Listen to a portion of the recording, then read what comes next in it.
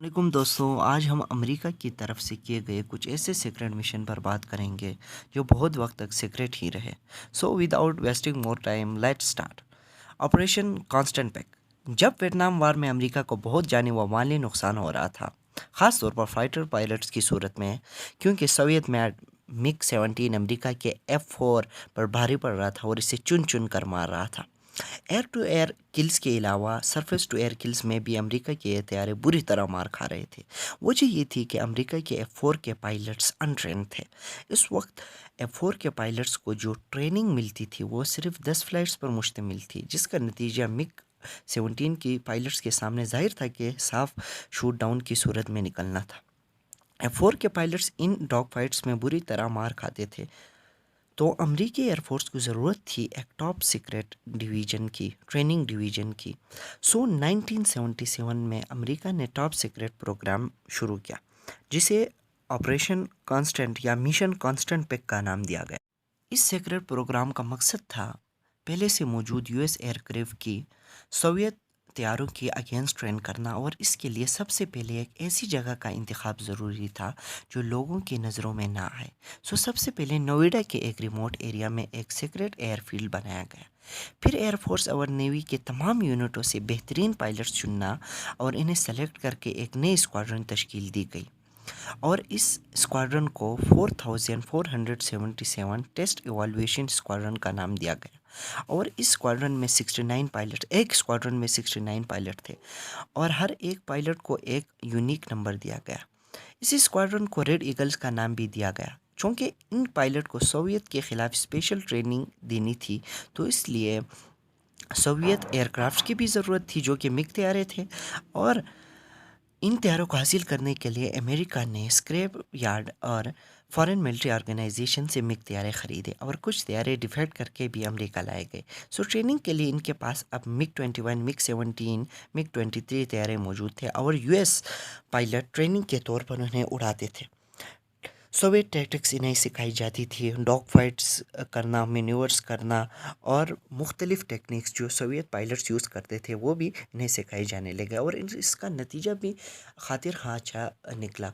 और operation dessert storm में इन्हीं पायलटों ने 40 से ज़ायद इराक़ी तैयारे गिराए, जिनमें 12 मिग 21 और मिग 23 भी शामिल थे। फिर ऑपरेशन कांस्टेंट पैक 1990s में डिकमीशन हुआ और 2006 तक सीक्रेट ही रहा, जिसके बाद इसे रिवील किया गया, और यूएस हिस्ट्री का ये सबसे ज़्यादा देर तक सीक्रेट रहने वाला प्रोग्राम था। Programme number 2, 354th tactical fighter squadron या वाइल्ड विजल किसी भी फाइटर जेट के लिए सबसे challenging task anti aircraft installation को टारगेट और डिस्ट्रॉय करना होता है, जिसमें रडार और surface to air missile launching facility sites को तबाह करना होता है। एयरक्राफ्ट को इस्तेमाल करके किसी ऐसे स्ट्रक्चर को तबाह करना जो इसी एयरक्राफ्ट के ख़िलाफ़ लगाया गया हो, यह वाकई एक मुश्किल और चैलेंजिंग काम होता है, जो साथ साथ 90% रिस्की भी होता है। इस किस्म का टास्क अचीव करने के लिए तैयारों की जो फॉर्मेशन में से एक तैयारे को जुई के तौर पर पेश किया जाता है, ताकि एंटी एयरक्राफ्ट मिसाइल या दूसरी इंस्टॉलेशन फायर करे और अपनी पोजीशन जाहिर करे, जबकि फॉर्मेशन के दूसरे तैयारे इन इंस्टॉलेशन पर अटैक करे। वियतनाम वार में इसी तरह के कुछ खतरनाक मिशन किए गए। अमेरिका ने 354th टैक्टिकल फाइटर स्क्वाड्रन तरतीब दी। इस स्क्वाड्रन के एयरक्राफ्ट और पायलट का कोड नेम वाइल्ड विजल था, और इस स्क्वाड्रन ने अमेरिका की जानिब से वियतनाम में किए गए दो मशहूर और बड़े ऑपरेशन में भी हिस्सा लिया, जो कि ऑपरेशन रोलिंग थंडर और ऑपरेशन एवर कोस्ट था। ऑपरेशन रोलिंग थंडर तो यूएस एयरफोर्स का बहुत बड़ा फेलियर साबित हुआ, जबकि ऑपरेशन एयर कोस्ट में इनिशियली इस स्क्वाड्रन को कामयाबी मिली, लेकिन ओवरऑल यह भी नाकाम रहा। दोस्तों, अमेरिका ने एक ही वक्त में बहुत से सीक्रेट प्रोग्राम शुरू कर रखे थे, जैसे कि एरिया 51 और टोर्नेडो टेस्ट रेंज। ऐसी कई मिलिट्री साइट्स थी जिनमें खुफिया तौर पर गवर्नमेंट मुलाजिम काम करते थे। ऐसे और उन्हें दूर दराज रिमोट एरियाज़ में उनका सबसे बड़ा मसला उनके आने जाने का, यानी ट्रांसपोर्टेशन का था। दूसरी तरफ आम ट्रांसपोर्ट के ज़रिए इधर तक आना भी इस सीक्रेट मिशन पर एक कंप्रोमाइज़ जैसा था। अमेरिका ने इन स्पेशल ایکسیس فیسلٹیز کے امپلائیز کے لیے ایک ملٹری شٹل ٹرانسپورٹ کا آغاز کیا ہے، جس کے لیے جی نیٹ ایئر لائن قائم کی گئی۔